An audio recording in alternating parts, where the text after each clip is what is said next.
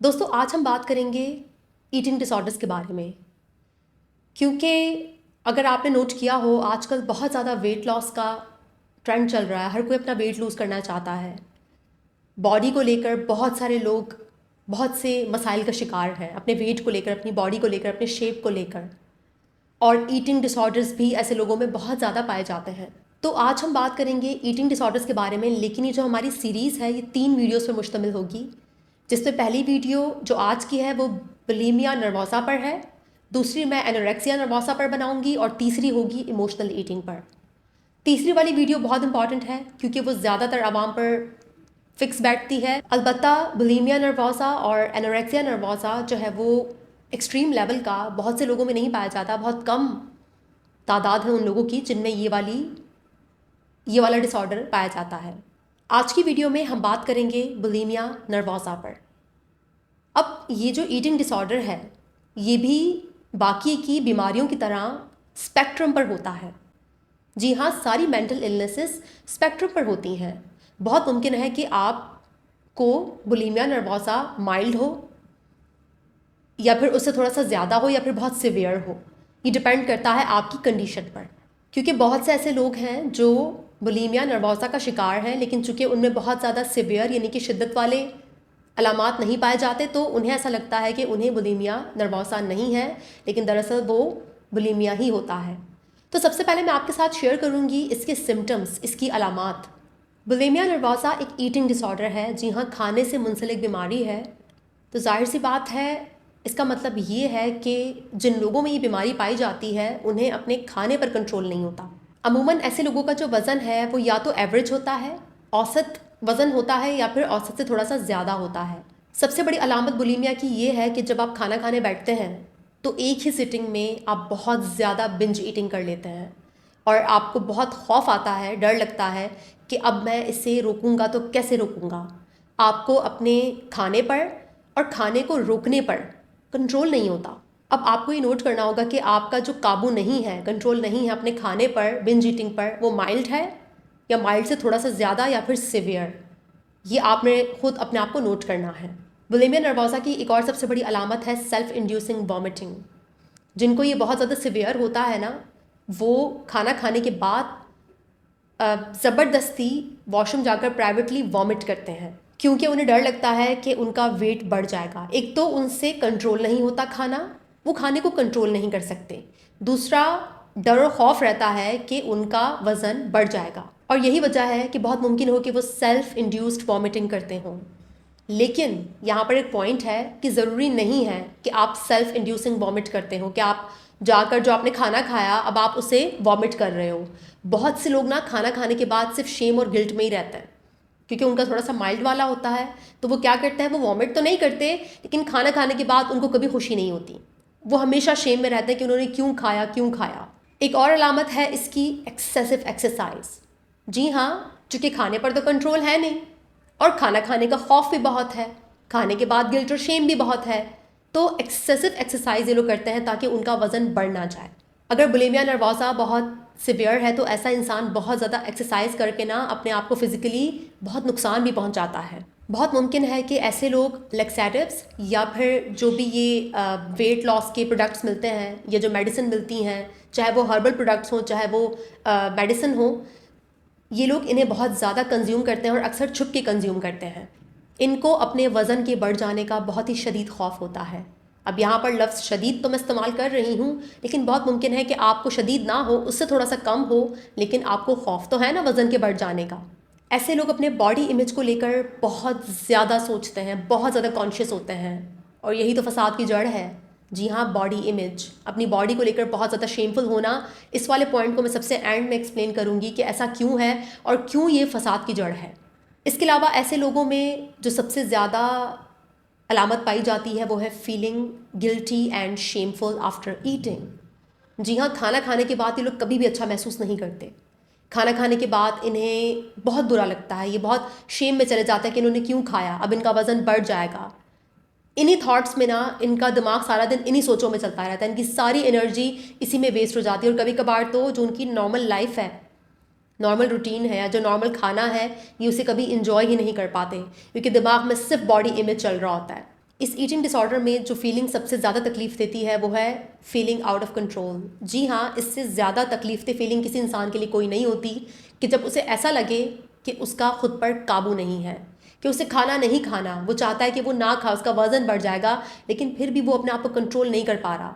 تو ایک طرف وہ کھایا جا رہا ہے, بنج ایٹنگ کر رہا ہے, اسے کنٹرول نہیں ہے. دوسری طرف اس کو اپنی باڈی کو لے کر بہت زیادہ شیم ہے, اور شیم اور گلٹ بھی ساتھ ساتھ بلڈ ہوتا جا رہا ہے, بنتا جا رہا ہے, جو کہ بہت تکلیف دیتا ہے انسان کو ذہنی طور پر. اس لیے بہت ممکن ہے کہ بلیمیا نروزا کے ساتھ آپ کو ڈپریشن بھی ہو اور آپ کو انزائٹی بھی ہو, کیونکہ بنا ڈپریشن کے, بنا انزائٹی کے باڈی امیج یا باڈی شیم, اپنی باڈی کو لے کر شیمفل ہونا, یہ تو ہو ہی نہیں سکتا. انزائٹی اور ڈپریشن تو ساتھ میں ضرور آتے ہیں, وہ تو کمپلیمنٹری ہیں. اب یہاں پر سب سے زیادہ نقصان ان لوگوں کو پہنچتا ہے جن کا بلیمیا نروزا بہت زیادہ سیویئر ہے, جو سیلف انڈیوسڈ وامٹنگ کرتے ہیں, جان بوجھ کر واش روم جا کر جو بھی انہوں نے کھانا کھایا ہے وہ اسے وامٹ کرتے ہیں. تو جب آپ اپنے اسٹمک سے جو کھانا ہے وہ باہر آپ زبردستی باہر نکال رہے ہو, تو سوچو اس کے ساتھ جو ایسڈ آتا ہے یا جو کچھ بھی آ رہا ہے, آپ کے دانت اس سے خراب ہو جاتے ہیں, اس سے آپ کا جو ایسوفیگس ہے, جو آپ کے کھانے کی جو نالی ہے آپ کی گلے میں, وہ خراب ہونا شروع ہو جاتی ہے, آپ کو بہت سے مسائل ہونا شروع ہو جاتا ہے. تو یہ عموماً تب ہوتا ہے جب بلیمیا نروزا بہت زیادہ سیویئر ہو.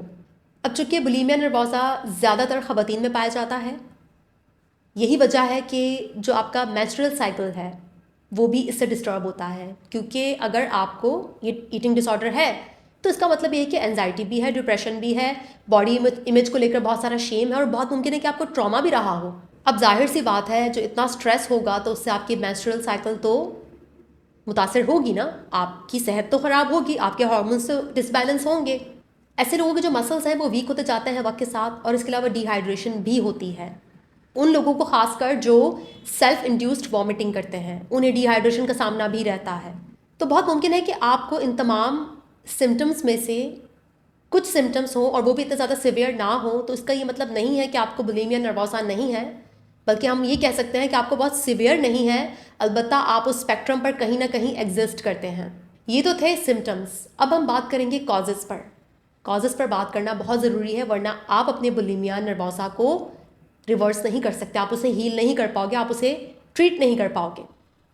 کازز میں جینیٹکس, جی ہاں آپ کی جینیات, اگر آپ کی فیملی میں کسی کو ایٹنگ ڈس آرڈر رہ چکا ہے, یہ جینیٹکس اگر آپ کی فیملی میں موجود ہیں تو بہت ممکن ہے کہ آپ ہائر رسک پر ہیں کہ آپ کو بلیمیا نروزا ہو سکتا ہے. لیکن جینیٹکس کو ہٹا کر ظاہر سی بات ہے انسان صرف جینیات یا جینیٹکس والی مخلوق تو ہے نہیں, انوائرمنٹ کتنا معنی رکھتا ہے ہمارے لیے.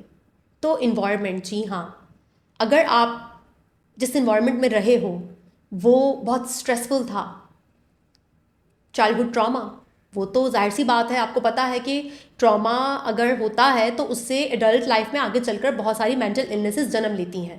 تو آپ کو یہ چیک کرنا ہوگا, آپ کو جا کر دیکھنا ہوگا اپنی فیملی ہسٹری میں کہ آپ کا بچپن کیسا گزرا ہے, آپ کے گھر کا ماحول کیسا ہے. تو چائلڈہڈ ٹراما بھی ایک بہت بڑی وجہ ہوتی ہے اس قسم کے جو ایٹنگ ڈس آرڈرز ہیں ان کو ڈیولپ کرنے میں. کیوں؟ کیونکہ ایک بات میری یاد رکھیے گا کہ جو چھوٹا بچہ ہوتا ہے نا, جب وہ بچپن میں بہت بری ایکسپیرینسز سے گزر رہا ہوتا ہے, خاص کر نارسسسٹک والدین. جی ہاں, میں نے یہ چیز نوٹ کی ہے اپنے ابھی تک کے تھیراپی کیریئر میں, اور اس کے علاوہ میں نے بہت سے بلاگس بھی پڑھے ہیں اس پر. ڈاکٹر رامنی بھی اکثر اس پر بولتی ہیں کہ جو بھی لڑکیاں نارسسسٹک مدر کے زیر اثر رہتی ہیں, جن لڑکیوں کی اماں نارسسسٹ ہیں, جن کو نارسسسٹک پرسنالٹی ڈس آرڈر ہے, تو وہ جو لڑکیاں ہوتی ہیں نا وہ اپنے ویٹ کو لے کر, اپنے باڈی امیج کو لے کر بہت زیادہ پریشان رہتی ہیں. اور ایسی لڑکیوں کو ایٹنگ ڈس آرڈرز ہونے کے چانسز بہت زیادہ ہوتے ہیں, کیونکہ جو نارسسسٹ پیرنٹ ہوتا ہے, اب یہاں پر کازز میں آپ کو نارسسزم سمجھانے لگ گئی, اس کو سمجھائے بغیر میں آگے بڑھ نہیں سکتی, آپ کو سننا پڑے گا. کیونکہ جو نارسسزم ہوتا ہے نا, جو بندہ نارسسسٹ ہوتا ہے وہ بہت کنٹرولنگ ہوتا ہے. تو جب آپ ایک بہت کنٹرولنگ انوائرمنٹ میں رہتے ہو نا, تو وہاں پر آپ کے ہاتھ میں تو کچھ ہے نہیں نا, آپ کنٹرول نہیں کر سکتے, سب کچھ ڈیسیجن آپ کی امی لے رہی ہیں, آپ کے سارے پرسیپشنز وہ بناتی ہیں, پورا گھر ان کے کنٹرول میں ہے. تو وہ کیا چیز ہے بچپن میں جو آپ کی کنٹرول میں ہوتی ہے, اور وہ ہے کھانا. جی ہاں, فوڈ. تو بہت سے لوگ جو فوڈ ہوتا ہے نا, جو کھانا ہوتا ہے, اس کے ذریعے سینس آف کنٹرول حاصل کرنے کی کوشش کرتے ہیں. کچھ لوگوں میں بلیمیا نروزا ہو سکتا ہے, کچھ میں اینوریکسیا, تو کچھ میں ایموشنل ایٹنگ یا بنج ایٹنگ ڈس آرڈرز کے علامات پائے جا سکتے ہیں. سب لوگ نہیں لیکن خاص کر لڑکیاں، خواتین، کیونکہ خواتین کو جو ان کی باڈی ہے اس کو لے کر ان کو بہت زیادہ کانشیس کیا جاتا ہے کہ آپ کو سلم ہونا ہے، آپ کو اچھا دکھنا ہے، ایک پریشر ہے بہت زیادہ. تو کہیں نہ کہیں جو نارسسسٹ مدرز ہوتی ہیں ان کی بیٹیاں عموماً ان میں دیکھا گیا ہے کہ ان میں ایٹنگ ڈس آرڈرز بہت زیادہ پائے جاتے ہیں. اس کے علاوہ جو بچے ٹراما سے گزرتے ہیں، CPTSD، ان میں بھی یہ ڈس آرڈرز پائے جاتے ہیں، دیکھے جا سکتے ہیں. تو وجوہات کچھ بھی ہو سکتی ہیں. آپ کے جینیٹکس ہو سکتے ہیں، آپ کے نارسسسٹک والدین ہو سکتے ہیں، آپ کے بچپن کے ایکسپیرینسز ہو سکتے ہیں، یا پھر بچپن میں غربت، پوورٹی، یا پھر آپ کے گھر میں انسٹیبلٹی.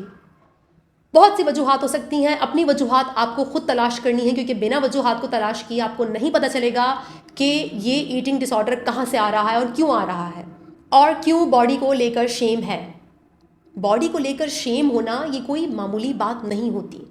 بہت سی لڑکیاں اپنی ساری انرجی، اپنی ساری جو ان کی کریٹیوٹی، وہ سب ضائع کر دیتی ہیں صرف اسی سوچ میں کہ میری باڈی کیسی دکھتی ہے، کیا میں پتلی ہوں یا نہیں ہوں.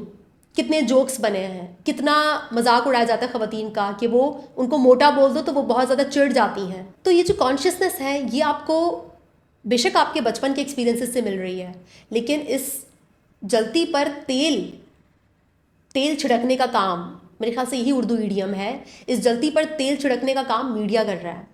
میڈیا کا تو کام ہی ہے بیوٹی پروڈکٹس بیچنے والے، یہ والی ویٹ لاس کی آپ لے لیں دوائی، یا ہمارے اس فلاں جم آ جائیں آپ بالکل بہترین زبردست یہ والی ہماری ڈائٹ خرید لیں، اتنے ہزار کی ڈائٹ خرید لیں، آپ ایک دم فٹ ہو جائیں گی، سلم ہو جائیں گی. تو ظاہر سی بات ہے وہ آپ کی انسیکیورٹی ہے، آپ کا ٹراما ہے، آپ کانشیس ہو باڈی کو لے کر، تو اس کو پھر میڈیا ٹارگٹ کرتا ہے. تو پھر جو آپ کا ٹراما ہے، آپ کی انسیکیورٹیز ہیں، اور جو بھی آپ کی ولنریبلٹیز ہیں جو آپ کو ٹراما سے ملی ہیں، اس کا فائدہ میڈیا اٹھاتا ہے، آپ کی لو سیلف اسٹیم کا. آپ کو اچھے کپڑے پہننے سے، اچھا میک اپ کرنے سے، اچھا دکھنے سے کوئی نہیں روک رہا. آپ کا حق ہے، آپ کو وہ سب کرنا چاہیے. اگر آپ لڑکے ہیں، لڑکی ہیں، جو بھی ہیں آپ کو وہ سب کرنا چاہیے جو آپ کو اچھا دکھاتا ہے، جو آپ کو پریزنٹیبل بناتا ہے. پریزنٹیبل لگنا بہت ضروری ہے، لیکن اس کے پیچھے کیا انٹینشن ہے؟ کیا ٹراما ہے؟ کیا انزائٹی ہے؟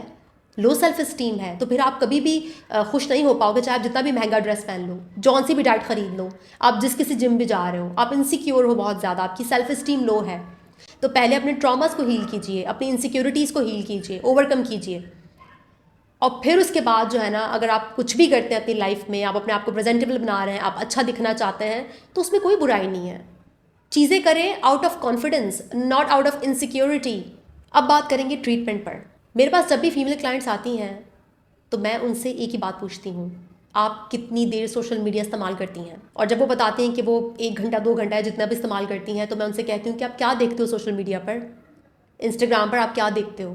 اور پھر میں ٹریٹمنٹ میں سب سے پہلی بات جو انہیں کہتی ہوں وہ یہ ہے کہ دوسروں کی بیوٹیفل باڈیز، جو سپر ماڈلز ہیں، ان کو فالو کرنا، ان کا لائف سٹائل دیکھنا، مہنگے مہنگے میک اپ کے پروڈکٹس دیکھنا، مہنگے مہنگے کپڑے دیکھنا، چکا چوند دیکھنا، میں انہیں کہتی ہوں کہ سب سے پہلے اس کو بند کریں. یہ سب سے بڑا علاج ہے، سب سے بڑی ٹریٹمنٹ یہی ہے. کیونکہ جب آپ ان کو دیکھو گے، آپ کی سیلف اسٹیم لو ہے، آپ کو بلیمیا نروسا ہے، یا پھر آپ کو ایٹنگ ڈس آرڈر ہے کسی بھی قسم کا، یا پھر آپ کی سیلف اسٹیم لو ہے، آپ ٹراما سے گزرے ہو، آپ کی نارسسسٹک والدہ نے ہمیشہ آپ کو یہی بتایا کہ آپ خوبصورت نہیں ہو، یو آر ناٹ انف، آپ کی باڈی پر آپ کو ہمیشہ شیم کیا، آپ کے فیچرز پر آپ کو شیم کیا، آپ کے کلر، آپ کے کمپلیکشن پر آپ کو شیم کیا، تو آپ کے اندر تو وہ سب جا کر بیٹھ گیا نا. تو اس قسم کی ریلز کو دیکھ کر، اس قسم کے کانٹینٹ کو دیکھ کر آپ اور بھی زیادہ ذہنی طور پر بیمار ہو سکتے ہو. دوسری افیکٹو یہاں پر جو ٹریٹمنٹ ہے وہ تو ہے تھیراپی. جی ہاں، آپ کو تھیراپی میں جانا ہوگا. جو بھی آپ کا بلیمیا نروسا ہے وہ کیوں ہے، کس وجہ سے ہے، کیا آپ کی ایکسپیرینسز رہے ہیں، یہ آپ تھیراپی میں اپنے تھیراپسٹ کے ساتھ ڈسکس کرتے ہو اور آپ اس کو ہیل کرتے ہو. اگر آپ تھیراپسٹ کو افورڈ نہیں کر سکتے تو آپ کو اس پر لٹریچر پڑھنا چاہیے. آپ کو خود غور کرنا ہوگا، ریفلیکٹ کرنا ہوگا کہ آپ کا یہ جو ایٹنگ ڈس آرڈر ہے یہ کہاں سے آ رہا ہے. کیا یہ جینیٹکس ہے یا پھر بچپن کے ایکسپیرینسز ہیں؟ آپ کو لٹریچر پڑھنا ہوگا نارسسزم پر. اس کے علاوہ آپ کو ٹراما پر جو لٹریچر ہے وہ پڑھنا چاہیے. آپ کو اپنے آپ کو ایجوکیٹ کرنا ہوگا، رائٹ انفارمیشن اپنے آپ کو دینی ہوگی، اور بلیمیا نروسا پر بھی پڑھنا ہوگا تاکہ آپ کو معلوم ہو سکے کہ آپ کی اینزائٹی، آپ کا ڈپریشن، آپ کے اندر جو فیئر آف ایٹنگ ہے، اور پھر اس کے بعد اپنے آپ کو شیم کرنا، جو آپ کا باڈی امیج اتنا پور ہے، آپ اتنا زیادہ کانشیس ہو، اپنی باڈی کو بالکل پسند نہیں کرتے، حالانکہ آپ کا ویٹ اتنا زیادہ ہے بھی نہیں، پھر بھی آپ کو اپنا آپ بہت زیادہ موٹا لگتا ہے، آپ کو لگتا ہے کہ آپ اوور ویٹ ہیں، اور آپ کو اپنی باڈی بالکل اچھی نہیں لگتی، آپ اس میں صرف ڈیفیکٹس ڈھونڈتے رہتے ہو. ایسا کیوں ہے؟ تو اس کیوں کا جواب پھر آپ کو خود ڈھونڈنا ہوگا.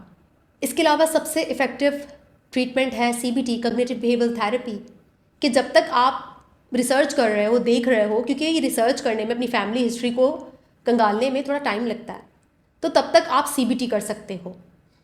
تب تک آپ نے جو بھی آپ کو انزائٹی ہو رہی ہے، جو بھی شیم ہے کھانے کو لے کر، جب آپ کھانے بیٹھ رہے ہو تو آپ مائنڈفل ہو جاؤ کہ آپ کو کیا فیلنگس، کیا تھاٹس، کیا ایموشنز آ رہی ہیں، اور پھر اپنی CBT کرو. اپنے آپ کو بولو کہ یہ جسٹ تھاٹس ہیں، یہ میرے پرسیپشنز ہیں، یہ میری انزائٹی ہے جس کو مجھے معلوم کرنا ہے کہ یہ کہاں سے آ رہی ہے، کیوں آ رہی ہے، اس نے کب جنم لیا اور کب یہ میری شخصیت کا حصہ بن گئی اور مجھے پتہ بھی نہ چلا. اب اس کو ریورس کرنے کا ٹائم آ گیا ہے. اس کے علاوہ آپ کو اپنے کھانے کے ساتھ، فوڈ کے ساتھ جو ہے نا، وہ ریلیشن شپ اچھا کرنا ہوگا، صحت مندانہ کرنا ہوگا، اسے بحال کرنا ہوگا. اور جو بھی آپ کھاتے ہو، آپ نے غور کرنا ہے کہ آپ صرف جنک فوڈ کھاتے ہو. آپ کو ہیلدی اور اچھا اور سمپل کھانا کھانا سیکھنا ہوگا. اور آپ کو اپنے آپ کو سمجھانا ہوگا کہ جو کچھ بھی آپ لوگ سوشل میڈیا پر یا پھر میڈیا پر دیکھتے ہو، وہ آپ کی سیلف اسٹیم کو مزید لو کرتا ہے. وہ بنا ہی اس لیے ہے تاکہ آپ کو یہ بتایا جائے کہ آپ کافی نہیں ہو، آپ انف نہیں ہو، you are not good enough. اس بات کو سمجھیں، اور اس کو صرف سمجھیں نہیں بلکہ اپنے دماغ میں بٹھا دیں، بار بار CBT کر کے، بار بار اپنے آپ کو سمجھا کے، اور اپنی باڈی سے بہت سارا پیار کر کے. امید کرتی ہوں کہ میں بولیمیا نربوسا کو سمجھا سکی ہوں گی بہتر طور پر، اور امید کرتی ہوں کہ آپ بھی ریفلیکٹ کریں گے، غور کریں گے کہ کیا آپ اس ڈس آرڈر سے گزر رہے ہیں یا نہیں. ویڈیو کو یہیں پر ختم کرتے ہیں، انشاءاللہ نیکسٹ ویڈیو ملاقات ہوگی. تب تک کے لیے اپنا بہت خیال رکھیے گا. Thank you so much.